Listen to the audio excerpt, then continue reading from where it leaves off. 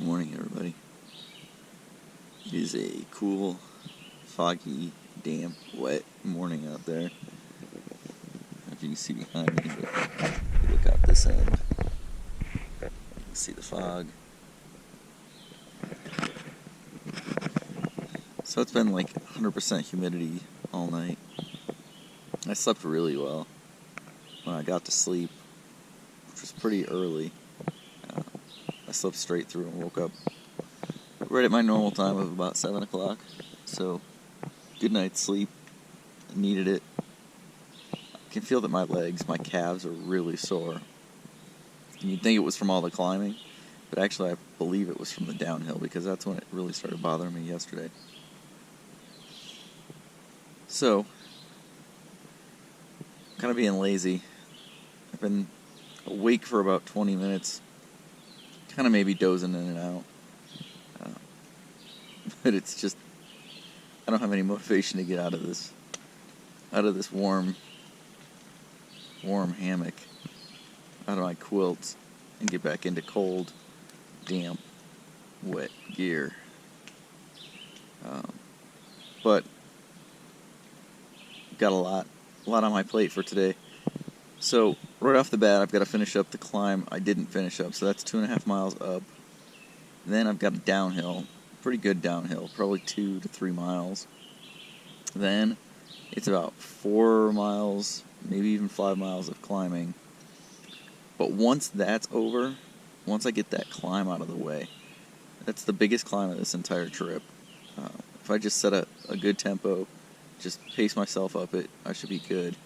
Once I'm up that, it looks going to be deceiving from a map that's the scale that one is. Looks to be pretty much ridge walking, so short ups and downs. It kind of looks like a sawtooth all the way down through there. So that could be good, and I could be able to pick up the pace and hold it. But it depends. It always depends. So I'll see if I can get myself motivated to get up and about. But it's cool, it's damp, all my gear's wet. For those of you who think you could be through hikers,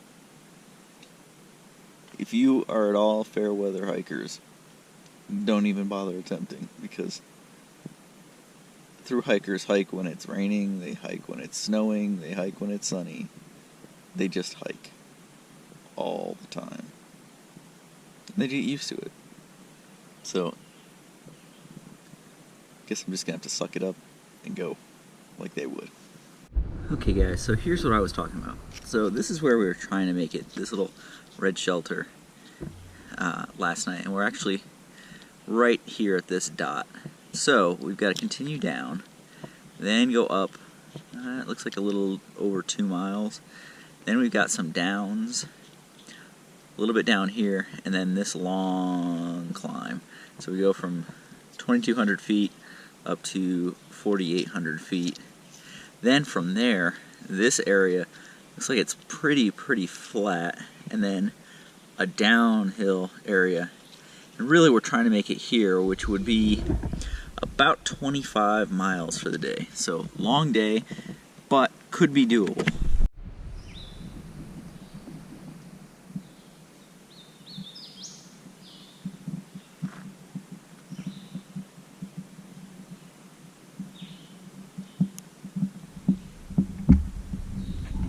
So when you're wet for days on end and you're out here hiking, certain things that you not only don't have to think that much about, you have to start thinking more about.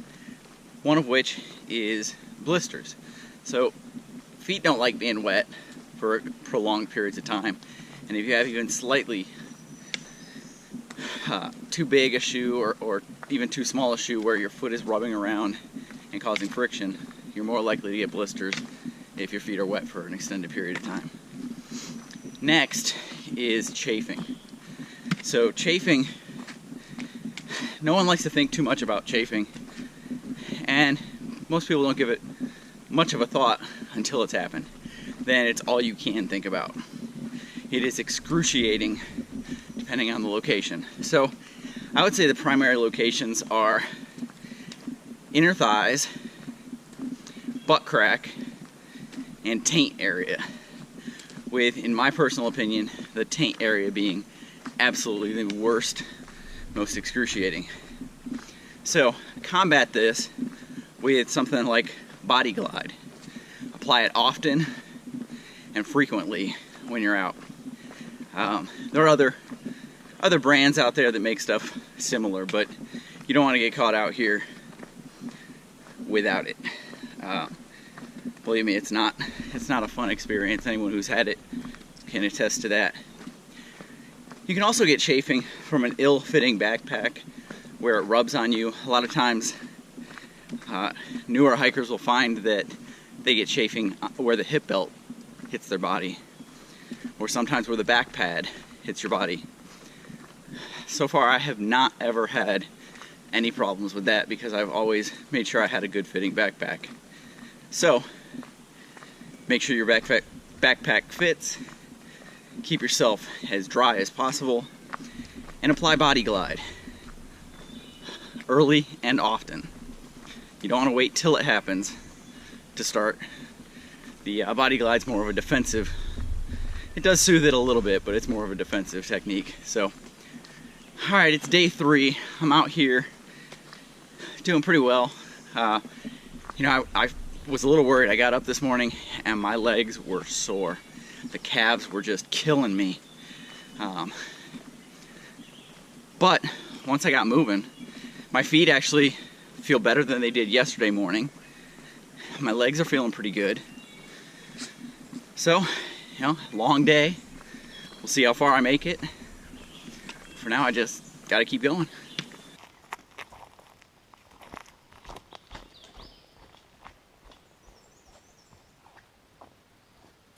So I haven't done much filming today. Haven't talked to you guys very much. Just hasn't been a whole lot to see. It was a lot of downhill. I made it past the shelter pretty quick. Had a good pace. And after the shelters, there were those two pretty good downhills. And I went down them pretty fast. I was thinking I was saving my legs by not using my legs and my knees as brakes on the way down. But by the time I got done with it, my legs were just hurting.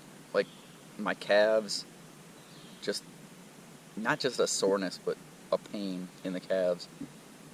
So I've been kind of nursing it coming up this hill. I'm probably 2.5 to 3 miles up this 5-mile hill, and it's been slow. I've been going really slow, just dragging. At times felt a little lightheaded. I think I'm a little bit dehydrated, so I decided I'd sit here, have some electrolyte replacement, get a little bit of a snack, take a pretty good extended break, get something to eat, get something to drink, and try and refresh myself so I can finish up this climb. I'm about 11 to 12 miles into today, so about halfway, maybe just shy of halfway for me. A lot to go, so talk to you guys in a bit.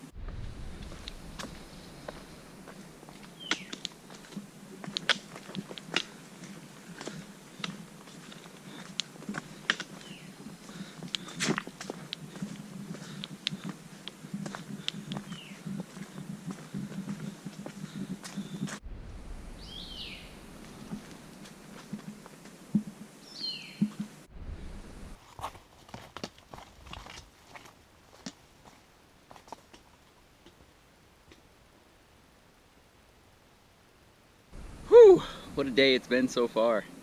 Man, coming over these passes, over these climbs, it's been tough. It's been trying.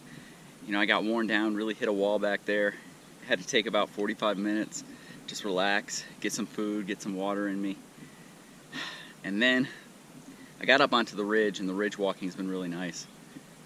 But now, this is my view.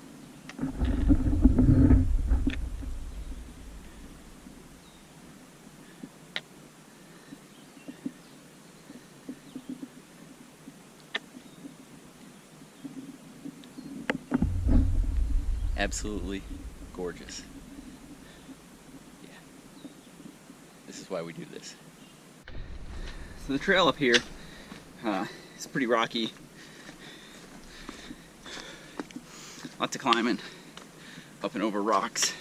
Some of them have steps carved into them to make it a little bit easier to go. But it's work trying to get up onto all the way up onto the ridge with this one. There's an alternate route it says to take if there's bad weather. So let's hope the weather stays good. Got the sun out there right now, so fingers crossed. Finally up on the actual exposed ridge. You can see all around me. Looks like I'm still gonna go up.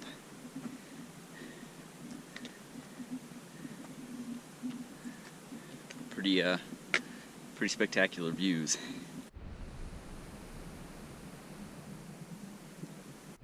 So there are some seriously steep sections to this.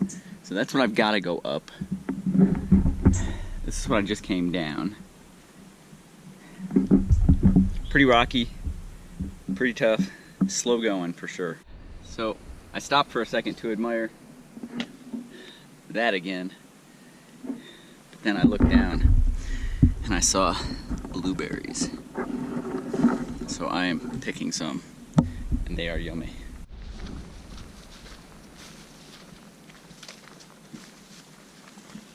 That's a cool old tree right there. Not much left of it, but it is still alive.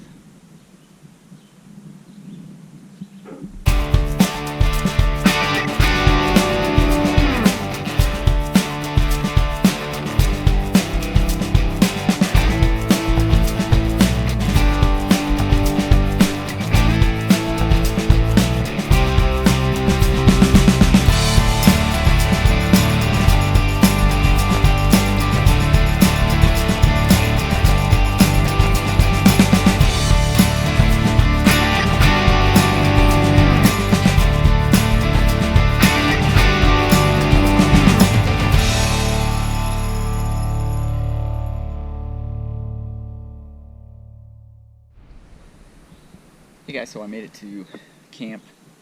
Didn't quite get in the 25 miles. That mile 1.4 that was up on the ridge was just so rocky and so slow going that it just wiped out any chance that was going to happen. So here's my setup. Got it in porch mode right now, just kind of open so that I can see out. Got some clothes over here drying. The shelter is right up behind those trees. Got a group there, and got some socks up on the ridge line to dry out. Long day, 19.2 I believe is what I got. Not quite the 25, but that's kind of what it is. Hey guys, just hanging out here in the hammock at the shelter. Here's my view right now. Got it in porch mode over here.